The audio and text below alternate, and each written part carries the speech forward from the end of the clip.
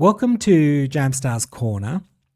As you know, I'm Jammy, whatever you want to call me. I'm that person. And so, as I said to you, we're going to, in Jamstar's Corner, we're going to try and revise, go back and do a little bit of a revision of where we were in 2024 when I started. So, here is episode number 1. It's the very first video that I made. It was made on the 1st of October 2024. And it has to do with the jam jar. And what had started my vision of what this jam jar could represent or what it was, plus the fact the name, the American Riviera Orchard. There were all these little things that were kind of tingling my jammy senses.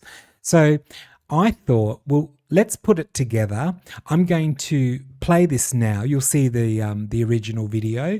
It was done, and before I knew how to do all of this, it was done, as a slideshow. So let's go through that. Now, it's very interesting because obviously today, we're 2 years down the track in 2026. And some of the things that I had initially thought or had noticed, I now see through different eyes. I can see the greater meaning of it, like a much more deeper understanding of what those things that we saw in the jam jar, what they could mean. So we'll do this kind of slow. Let's start with number 1. Let's start with the first episode. And what I might do in between, I might break it and just have a quick chat to you because I now see those symbols they're a little bit, I was on the right track, except, for example, you'll hear me talk about the horned god.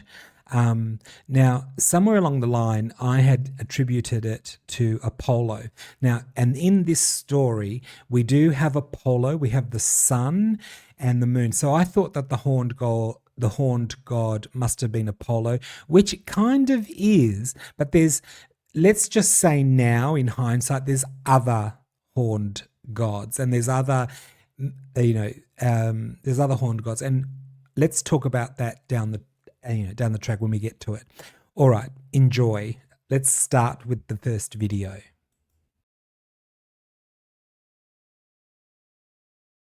Hi. Welcome to my workshop, a little workshop I wanted to do regarding this image that you see in front of you, because I think this was kind of the starting point of me raising some questions as to what this was. I think it was because a lot of people on YouTube, everyone got so very excited when in April of 2024 when this product was released or launched. And the reason why everyone got excited was because they suddenly realized that it's not for sale. There was a soft launch of a website that came along with a logo and a product that wasn't for sale, that no one could buy. So this sparked my interest. I thought, when is a product not for sale?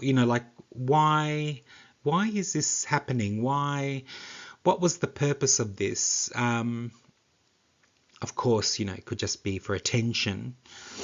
And then I thought, yes, if it was for attention, whose attention? So I'm going to say the word offering. Obviously it was offered to friends. It's been offered to the media, to social media. So in a lot of ways, this is a offering of a kind. And yes, so as a result of this question, I started to look at this. I started to look at this. The ingredient inside this jar is strawberry, or are strawberries. Strawberries are actually now I've come to learn are quite significant. The presentation in a jar is quite, is quite interesting. I will come back later and in a later video and discuss the jar. And the other thing that's quite important, I know a lot of people have actually mentioned the lemons. They were quite baffled as to why someone would present or send this offering to people of influence in a bowl with lemons.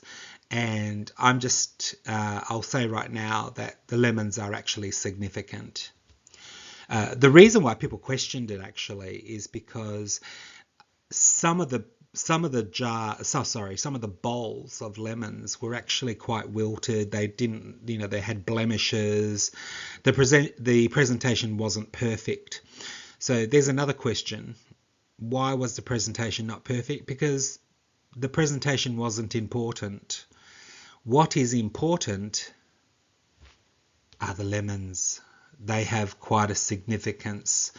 And then in a later video, when we talk about lemons and the importance of lemons and what they mean, you will see that she uses lemons quite a bit, and with other offerings that she makes to friends.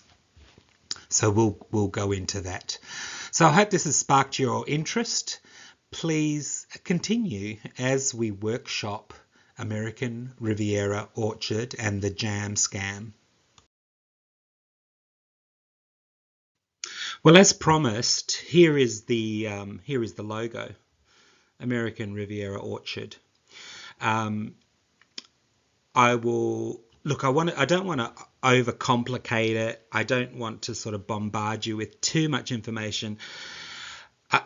I need to start with my interest. My interest in delving into this is through my work. Like, I have worked for many, many years. I work in the clothing industry. For many years I designed. I still do. I still, illustrate garments. I do technical drawing of garments, but I also used to do placement prints, and which sometimes, involved drawing up logos, for fashion prints, but also logos for swing tickets, for branding. I'm not a graphic, so I just need to say I'm not a trained graphic artist. It's just through having done it, for many years that I've learnt a bit about it. I certainly have an interest in visual communication. I'm really interested in the messages that things like logos put out into the world, and what people can read with their eyes. And so, yes, this interested me quite a bit. I just wanted to say that sometimes, like a bad logo can create a lot of confusion.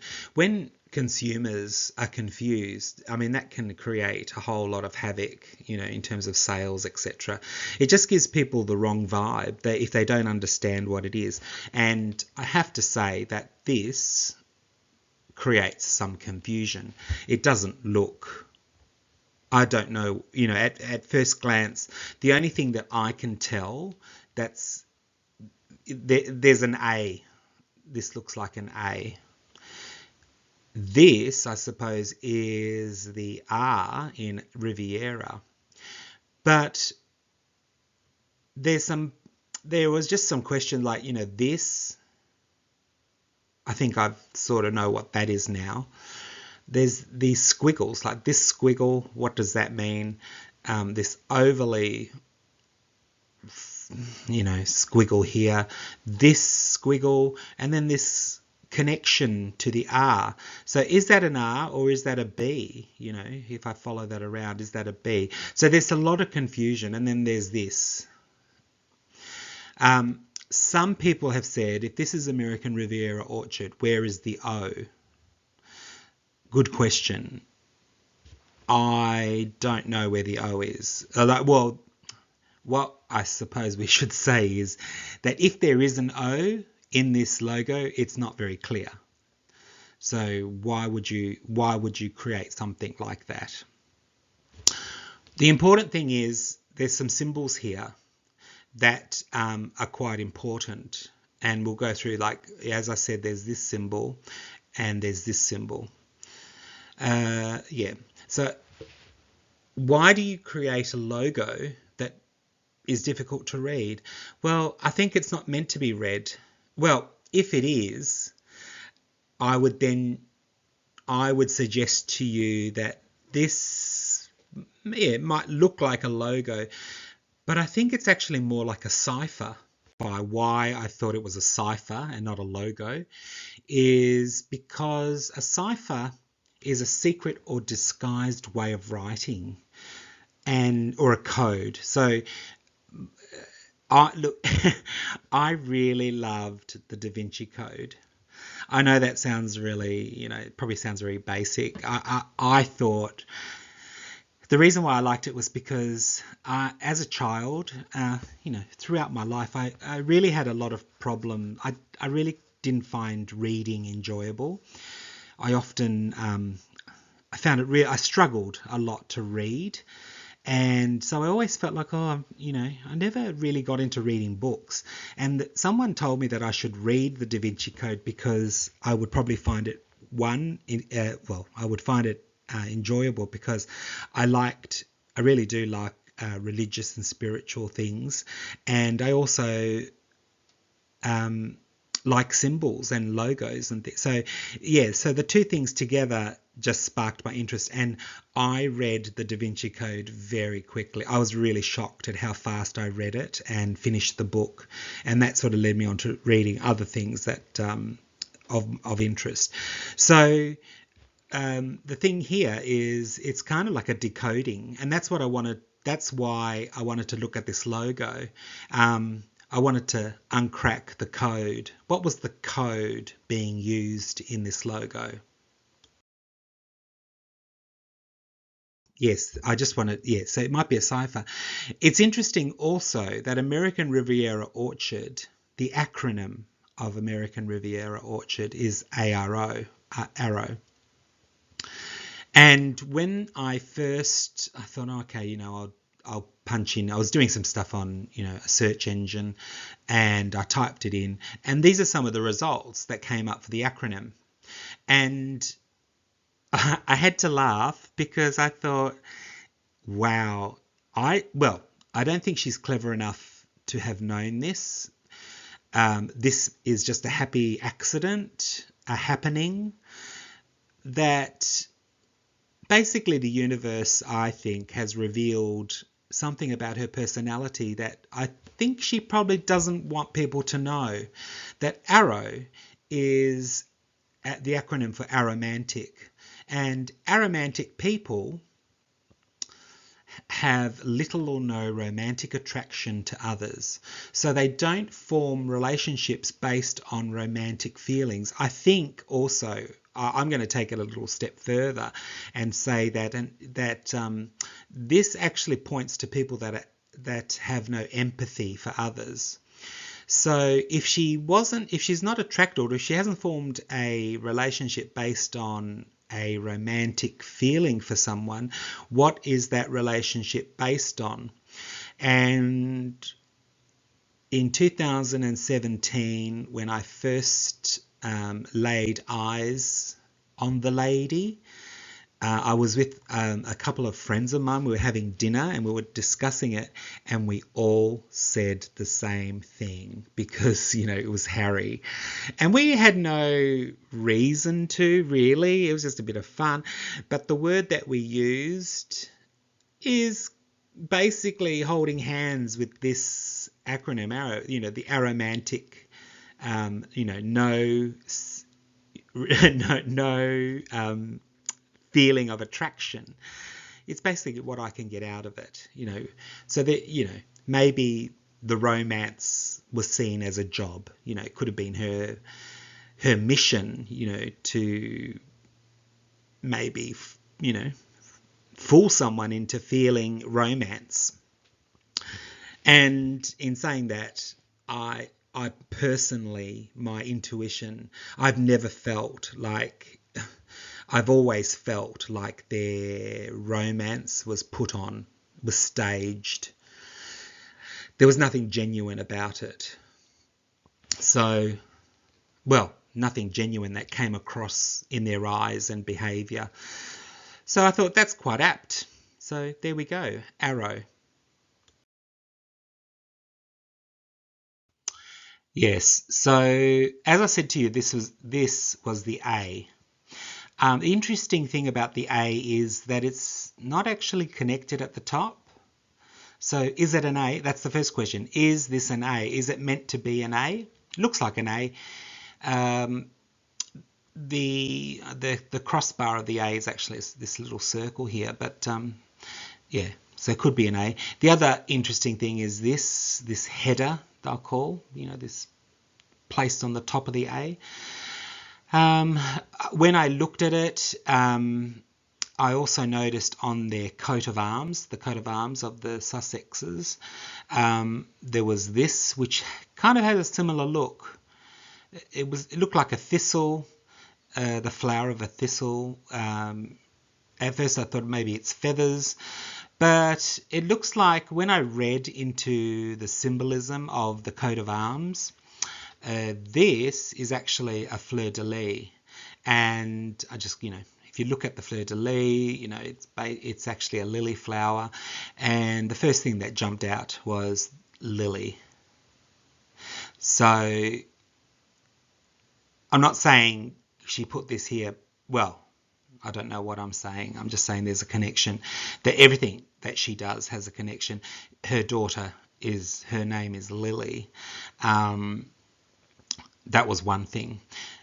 Secondly, we will go into this coat of arms. This is really interesting. The coat of arms and the symbolism in this coat of arms is very interesting. So we need to come back to the crest, because I'm just going to say now, here underneath this fleur-de-lis, we need to look at what's sitting on top of this coronet, the symbolism of this, because everything on this side of the crest was designed with the institution as her side, as her family crest. Just an interesting little note is that because her father did not go to the wedding, normally the crest and the symbolism in the crest would have been designed with her father, because it's meant to be his heraldry. So because he didn't go to the wedding, he wasn't able to be involved. So all these symbols, the coronet was actually allocated to her by the college, by the institution that designs heraldry, and the bird, the flowers, and the feathers were all her design. She actually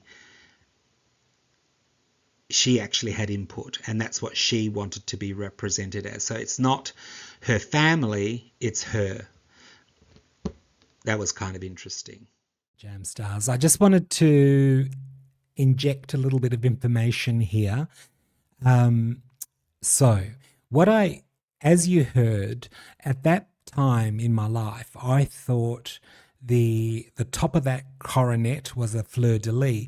Now, I think if you came along for the ride from the very beginning, you would know now that later that changed. That the fleur-de-lis does actually, there is something there about the fleur-de-lis. But what I came to realize later, and it was through chats with my friend, our recollections may vary, that I came to understand that the coronets of dukes have strawberry leaves associated to them. Now, the little object on the top of the coronet that I was talking about, at that stage, I didn't know that that flower is, the base of that is strawberry leaves. And we probably, yes, I think there is a video that we go through strawberries, but basically strawberries are actually have an association similar to the fleur de lis, actually, with royalty. Um, the the strawberry is a symbol of royalty, and the strawberry leaf appears on the coronets of dukes. So the number of strawberry leaves is associated with your rank. So this is very interesting because the jam is strawberry. So I just wanted to sort of say that here. Yeah. So I sort of stumbled across the fleur de lis very early, but in this situation, what we're looking at in that coronet are actually strawberry leaves. So I just wanted to sort of say that. I'll leave it there, and you'll probably hear from me again before this video's out. Here we're back to the logo, and what I've done here is I've highlighted some of the squiggles, which I call well, they are symbols. To me, they're symbols, and they have a meaning. So I'll share that with you in a moment. Interesting. Two of these symbols, the pink one and the blue one, are not connected to the actual A and R. They're sitting separately. It's just that they're joined. There's some linking symbols that join them together. This red one is also another interesting linking symbol. You're probably going to go, why did you draw it like that on this side? Well, I just flipped it over. I drew half of it because that's the shape on that side that sits underneath the A. So I just flipped it over because on the R side, it's obviously hidden inside the R. But we need to consider this as the link. Okay, so there you go. These are 4 symbols that I would like to talk about.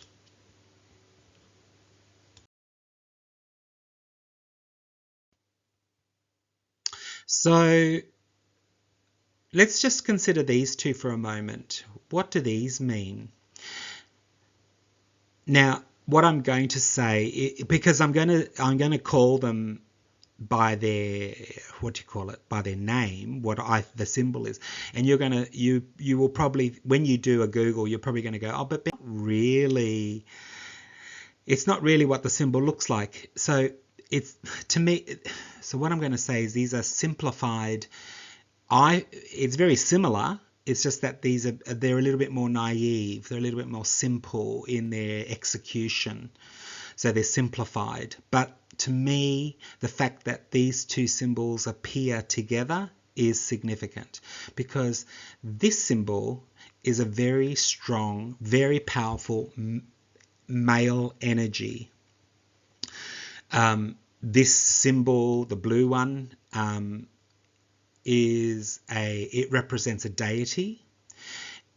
Actually, both of them are deities. And in many religions, they mean the same thing. So this is very powerful male, and this is very powerful female. So yeah, which raises the question, why in a logo would you have 2 very powerful male and female, energies represented in a logo? And well, my first thought is balance, unity and balance. Definitely spiritual balance, the balance between male and female. So this symbol is actually the symbol of the horned god, and in many religions, in many spiritual practices, this represents I don't know if I want to say, because let's just, at this point, we'll just say this is a very strong male entity, and this one, the female, it's very interesting. Some people will know this as a Celtic cross. A Celtic cross is much more complicated in its design, like when you see a Celtic cross, people over time have embellished the Celtic cross. It's known as a Celtic, but the Celtic cross, and this, in many religions, the Trinity, the 3, we see it in the Roman Catholic, the Father, Son, and Holy Spirit. But in other religions, because Catholicism had taken the symbol and gave it their own meaning, which was the Father, Son, and Holy Ghost. In other religions, this is actually feminine and relates to the triple goddess. So I think at this point I'll stop, and we will talk about the horned god and the triple goddess in a moment, possibly in the next video. The framing device. I thought this was funny. Like, this is not, it's not, well, it's a little bit of a joke, but I just thought it was funny that she used a framing device. And when I deleted the logo out of the middle, I went, this looks familiar. This looks like something. And then I thought, to me, it looks like a mirror. And I thought, how funny. I found an image of a mirror, and I went, yeah, it kind of has a mirror look. And I thought, again, there's another video coming where I want to make some comparisons to some of the Disney princesses, but more so, we're going to talk about the crone, which is the witch, the old witch. And, in the story of Snow White, the witch has a very interesting relationship with a magical mirror.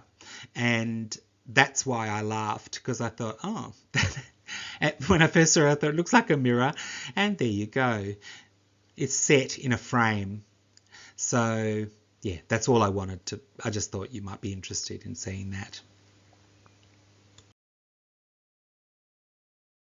So here, I suppose this is where we start to be driven in a direction, because I told you that now, because at first I thought this was a lotus, because sometimes the lotus represents peace of mind. It's very peaceful. That's a very powerful symbol as well. But then when I saw the coronet that was allocated to her, I thought this could be a form of fleur-de-lis that's sitting on top of her A. But then I started to notice online some very interesting symbols, and you may now start to recognize this. The star on top of the A, this figure, which was in her logo, which was green. This now is exactly the same as this, right? Here are the symbols, the star on top of the A, the horned god, and then this symbol, which was above the triple goddess. This is I'm not sure what you call this drawing. This is actually and we need to discuss this lady here, because she's got flowers on top of her head. Actually, in this photo, all the women, these are santeras, these are high priestesses of the religion Santeria. And what I want you to, and these symbols are from the same religion. They come from Santeria, right? These are drawn on the ground to welcome or direct spirits, right? So I just thought that's an interesting, now we're sort of being driven, the pointer to me that some of the symbols in this logo have to do with Santeria, or Santeria has a significance. The other thing, which again in a later video we're going to talk about, we need to talk about beads, we need to talk about white, and the fact that also I think I might have an image, these embroidered white things, they're just interesting, because I think you're going to start to see there are times when she wears white, and there's times where she wears a little bit of color, definitely times where she wears black. So we need to ask ourselves, when does she wear white? What is she doing when she wears white? And I think yes, hopefully I can inspire you, or I don't, as a guess, it's just a guess. I don't know 100%. It's just these images and things that I found are kind of pointing me in a direction. So I do think that the symbols in her logo do have a significance. So maybe in the next video, let's talk about the horned god and the triple goddess. It's so interesting. Well, it's interesting to me that going back and looking at this very old video, and but it's so nice going back, and now I see a fuller picture. Like there's things that I see in here, and especially I just want to pop this onto the add this to the screen if I can.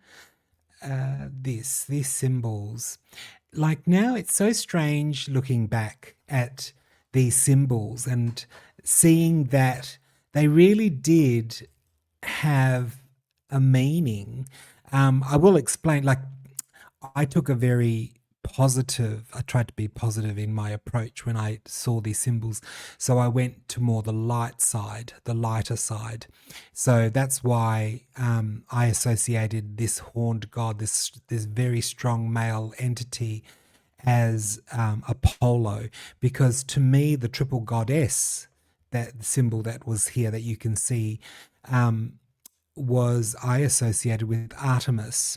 Now, both of those deity are associated with horns.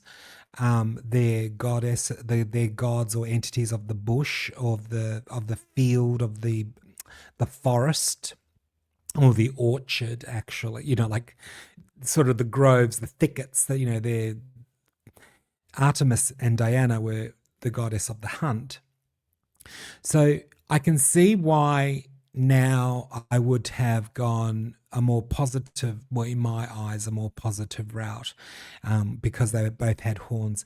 But we can't ignore the fact that what's come to light for me now, and what I've been trying to portray to you, is one, the woods or the thicket or the bush have a very strong association. I mean, she calls it an orchard. I have now come to know, well, I come to feel that what she's actually talking about is a garden, because they're the images we now see. See, in 2024, we hadn't seen all these images that were about to come. All the gardening and like the garden references, picking fruit off trees in the garden. Now, when you look at the garden, and now looking at these symbols that you see on the screen, we now know that there were some horned gods associated with the Garden of Eden. And when we go to the Garden of Eden, we need to look at the very first woman that God created, and her association, and how she became a goddess with horns. She's the goddess of the new moon, of the dark moon. So very similar to Artemis, but Artemis is more about the full moon and reflection. This goddess that we're talking about, this symbol, which is very much a goddess, a triple goddess with horns that you can see in the middle, she is the partner of, and she's associated with the Garden of Eden. I'm just saying this because you'll probably want to Google it. She was before Eve. That's very interesting. We will talk about Eve later.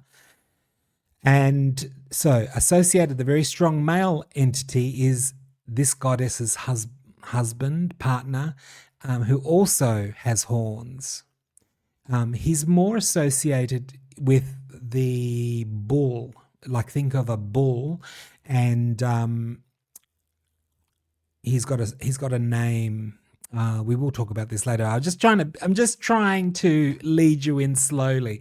He's a bull. People make sacrifices to him, And those sacrifices are, it's a little bit of a sensitive subject, but both of those deities, these horned deities, the female one and the male one, are associated with, yes, those kind of sacrifices. When you think of bull, now that symbol is also the symbol of Taurus, the zodiac symbol Taurus. The horns on top of the female symbol is the symbol of Aries. So as I said, like I've just all this information, but we will do more. I just wanted to introduce this to you. It's the very first video that I ever did. So let's leave it there. I've sort of whet your appetite.